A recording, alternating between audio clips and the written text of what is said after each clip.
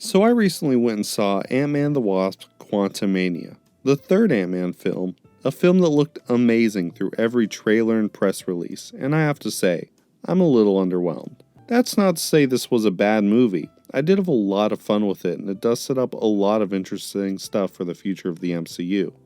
I want to say up top, I really enjoyed Paul Rudd and the rest of the cast's performances.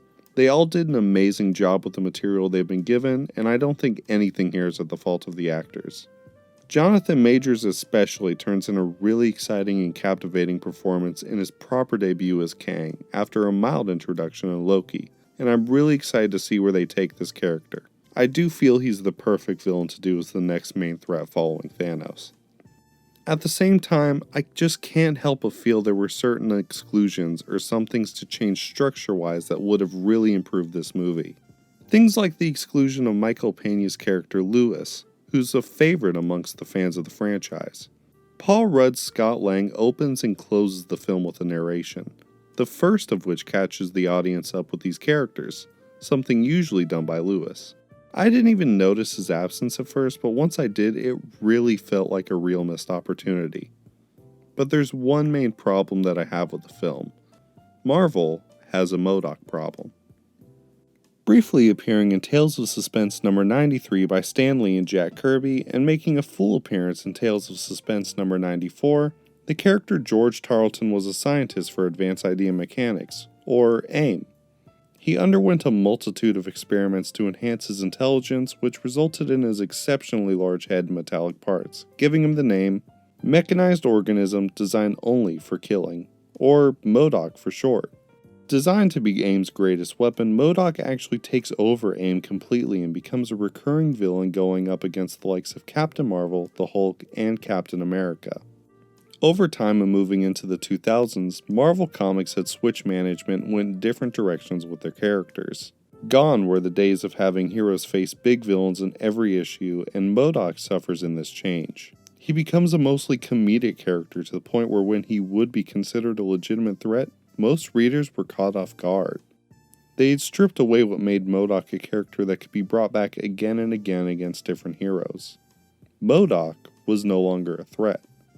The MODOK we see in Quantumania is no longer George Tarleton, but instead Corey Stroll's character Darren Cross, the Yellow Jacket from the first Ant-Man movie. This is a change that for the most part works within the larger MCU. Kevin Feige and company had already run the idea of AIM into the ground after Iron Man 3, so to bring a character whose whole origin is tied to this organization just wouldn't have worked. We don't actually get a bad backstory for him either. The idea that after being crushed in his Yellow Jacket suit and being recreated by Kang is not a bad idea. Although my problem isn't how he's worked into the movie, but how he's treated. Quantumania chooses to play Cross as an entirely comedic character with very little threat actually coming from the character. He does have battles with some of our main heroes, but ultimately he's more of a punchline for when someone sees what's happened to him, or a punching bag for Kang. At times this does help Kang seem like more of a threat, seeing how he treats the people around him, but in making Kang a truly great villain, Marvel treats MODOK like an already obedient dog with a shock collar around his neck. Although the scene that I've taken the most issue with, and I'm sure many of you can agree, is the I don't want to be a dick scene. After Cassie's fight with MODOK, she tells him to stop because he's being a dick. This sets up a scene where he turns on Kang only to be beaten in an instant and then die, killing him off while still making fun of him with him claiming to at least die an Avenger. Any traces of the original MODOK at this point are gone, which is a shame because Marvel themselves tried to bring back the truly threatening MODOK in 2020's Marvel Avengers, the game that everyone was excited for until it came out. It was a game full of bugs, microtransactions, and repetitive gameplay that pretty much killed the game on arrival. Despite all of its flaws, the game's story actually delivered a pretty good depiction of MODOK, with George Tarleton being a scientist who's getting injections that he believes to be curing him, but are actually turning him into the monster AIM wants. After realizing this and taking a little dip off the deep end, he faces our heroes and puts up a decent fight. Unfortunately, the game's reception seemed to cast some doubt in Marvel's mind, and with Hulu's upcoming original series starring Patton Oswalt as the titular character, The comedic version of MODOK seems to have been solidified. They called me Big Head. One day, that big, beautiful, womb-wrecking head of yours is going to change the world.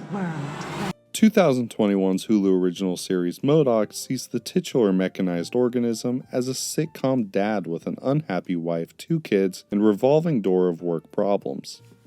While the show was ultimately cancelled for poor viewership, the show performed okay critically with a Rotten Tomatoes score currently sitting at 86%, albeit with a lower audience score of 67. I think after the failure of Marvel's Avengers game, Marvel isn't going to be willing to stand MODOK up with serious villains, which I think is something people are wanting to see, especially after Ant-Man and the Wasp. This is a character who got his start over 50 years ago, but after a little over a decade of making him the butt of the joke, the Darren Cross MODOK we got in the MCU was never going to work. I would have enjoyed the movie so much more if he was given the chance to actually be a threat to our heroes, but instead he was killed off unceremoniously. I think it would have been really cool to see the character escape the quantum realm and recreate AIM, with him and the organization becoming more of a major villain down the line, facing off against Captain America or even the Hulk. Even leaving him to be a recurring villain would have been fun to see. We don't really get any comeback villains in the MCU, and I think seeing our heroes face off against some recurring characters would really add some depth to the MCU. Kevin Feige has had the MCU in a weird spot for a while. After the Infinity Saga's conclusion, the connected universe needed to be built back up and expanded, but instead we've been getting a lot of solo outings that don't add a lot to the bigger picture. When Phase 1 and 2 were figuring out what worked, they got to experiment with different formulas.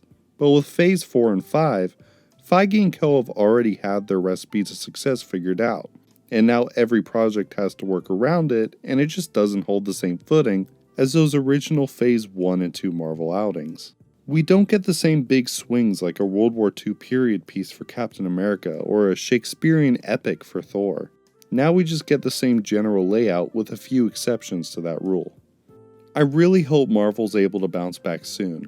I think Guardians of the Galaxy Volume 3 will be a big hit, and a lot of the upcoming Phase 5 slate looks very promising, like the new Captain America New World Order and Daredevil Born Again. Especially now that they're slowing things down and delaying projects slightly to give room in between projects so they have some time to breathe, I think things look really promising. After what felt like a never-ending stream of content the past 2 years, I'm excited for a Marvel release to feel like an event again. What do you think Marvel should do with MODOK, and what were your thoughts on Ant-Man and the Wasp Quantumania? Let me know in the comments below, and thanks for watching.